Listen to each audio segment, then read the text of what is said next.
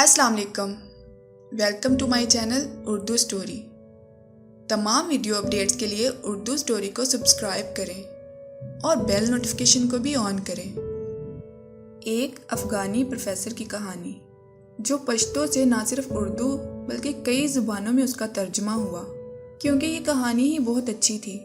काबिल से ताल्लुक़ रखने वाले ये प्रोफेसर अपनी एक कहानी सुनाते हुए कहते हैं कि पढ़ने के लिए इतने पैसे नहीं थे, ज़मीन फ़रोख्त करके पढ़ा, फ़ौरन से पीएचडी कर ली और वापस काबिल आ गया।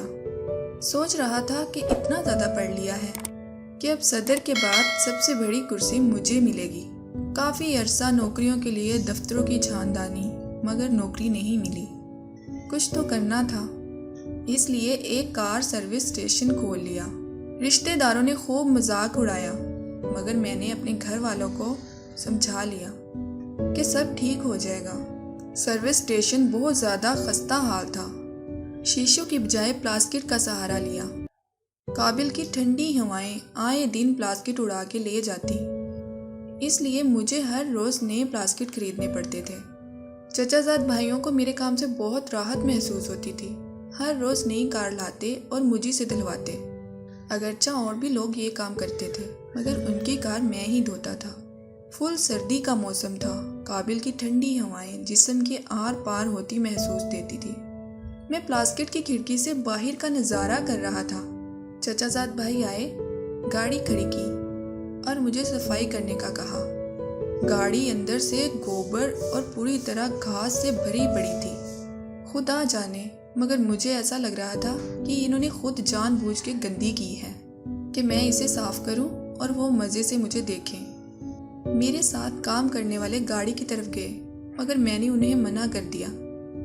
मतलब कि मैंने सोचा चचाजाद भाई हैं, वो तो इसलिए आए हैं कि मुझे सफाई करते देखें। मैंने भाई को दुकान में बिठाया और चाय का ऑर्डर दिया और ख़ुद मैं गाड़ी साफ करने लग गया।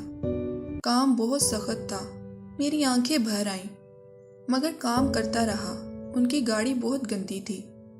गाड़ी साफ की। चचाजाद भाई कप लिए बाहर आए और कहने लगे, अच्छे से गाड़ी साफ करना। अगरचा बहुत कठिन हालत थी, मगर मैं नहीं चाहता था कि भाई की उम्मीदों पे पानी फेरूं।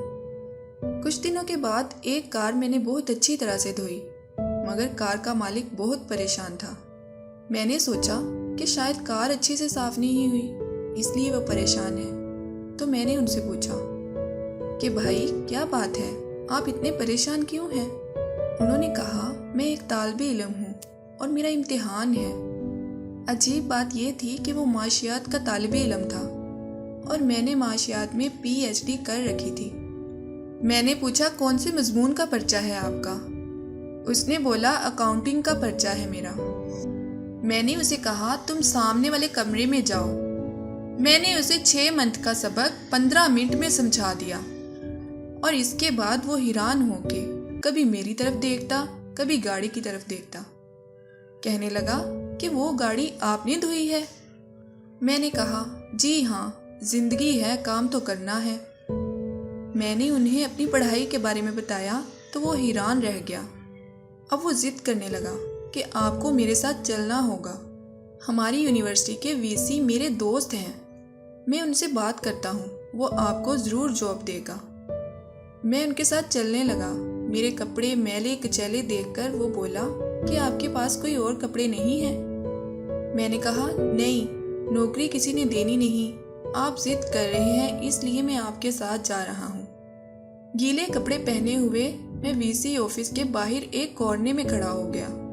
ऑफिस में कीमती फर्नीचर रखा हुआ था, मगर मेरा दिल नहीं किया कि मैं उस पर बैठ जाऊं। वीसी ने मुझे मिस्त्री समझा। मैंने एक कपड़ा रखा और सोफे पर बैठ गया। तालिबे इल्म ने मेरी कहानी उसे सुनाई। उसने मुझे एक अजीब नज़रों से घूरा और मुझे कहा, तुम डेमो की तैयारी करो, हम तुम्हें कॉल करेंगे। मैंने कहा कि मैं अभी भी डेमो के लिए तैयार हूँ, मगर उन्हें मेरा ये अंदाज अच्छा नहीं लगा। मगर फिर भी उन्होंने फ़ोन उठाया और सब टीचर्स को कहा कि यहाँ एक डेमो है, यहाँ आ जाएं सब। उन्होंने मुझे एक मार्कर पकड़ाया। मैंने 2 मार्कर और मांग लिए। क्लास पूरी तरह भरी थी। मैंने सलाम किया। میرے کپڑے دیکھ کر تمام طالبہ مسکرا رہے تھے۔ حکم ہوا کہ اب ڈیمو شروع کر دو۔ میں نے کہا کس موضوع پہ لیکچر دوں؟ انہوں نے کہا آپ کی مرضی ہے۔ میں نے معاشیات کے 10 موضوع بورڈ پر لکھے۔ میری خوبصورت لکھائی بورڈ پر کافی اچھی لگ رہی تھی۔ میں نے کہا ان میں سے میں کون سے موضوع پہ بات کروں؟ انہوں نے دوسرے نمبر والا ٹاپک بولا۔ میں نے اس ٹاپک کو مزید اچھے سے بتایا۔ پھر میں نے ان کی طرف دیکھ کے کہا اب ان میں سے کون سا موضوع ٹھیک رہے گا؟ پورا بورڈ میں نے بھر دیا، دوسرے ساتھ والے بورڈ بھی بھر گئے۔ اچانک تالیاں بجنے لگی۔ میں نے پیچھے مڑ کر دیکھا، پوری کلاس کھڑی تھی، سب تالیاں بجا رہے تھے۔ وی سی نے مجھے کہا بتاؤ بھائی کتنی تنخواہ لوگے؟ اور اس طرح مجھے نوکری مل گئی۔ میں نے مشین کی طرح کام کیا۔ مہینے کے آخر میں مجھے یونیورسٹی بیسٹ ٹیچر ایوارڈ کے ساتھ اچھی خاصی تنخواہ ملی۔ سب سے زیادہ تنخواہ اس یونیورسٹی میں 50,000 افغانی روپے ہوا کرتے تھے، مگر مجھے 1,20,000 پہ رکھ لیا گیا۔ اس کے بعد امریکہ یونیورسٹی فنانس اور بین الاقوامی کانفرنسوں اور کئی دنیا کی مشہور یونیورسٹیوں میں کام کرنے کے موقع ملے۔ میری سروس اسٹیشن کا 1 سال کا کانٹریکٹ ابھی ختم نہیں ہوا تھا اور میں نے 30 ممالک دیکھ لیے۔ آج بھی اپنے چچا زاد بھائیوں کے ساتھ نیک برتاؤ کرتا ہوں۔ وہ ابھی بھی میرا احترام کرتے ہیں اور میرے نام کے ساتھ صاحب ضرور لگاتے ہیں۔ میں اللہ سے خوش ہوں۔ زندگی کے آگے کبھی ہتھیار مت ڈالیں۔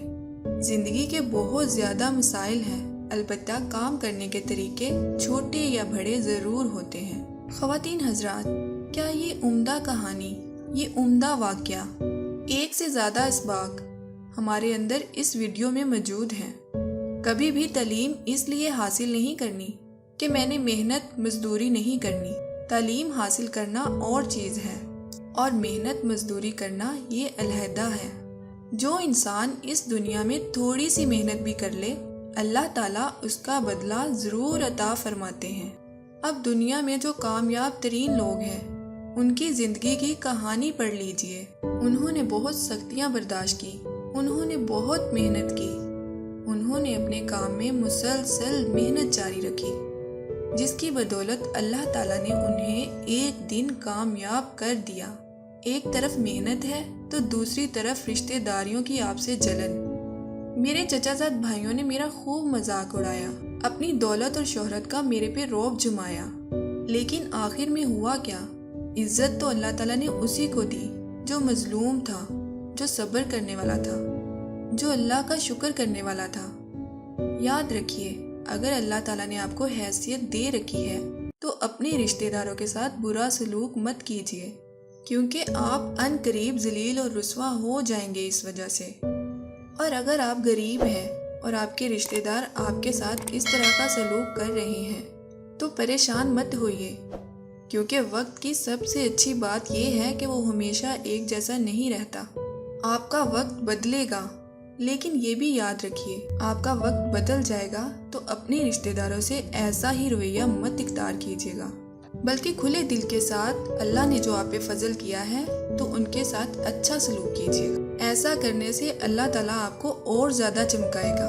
اس ویڈیو کے متعلق اپنی قیمتی رائے کمنٹ باکس میں ضرور کیجیے گا۔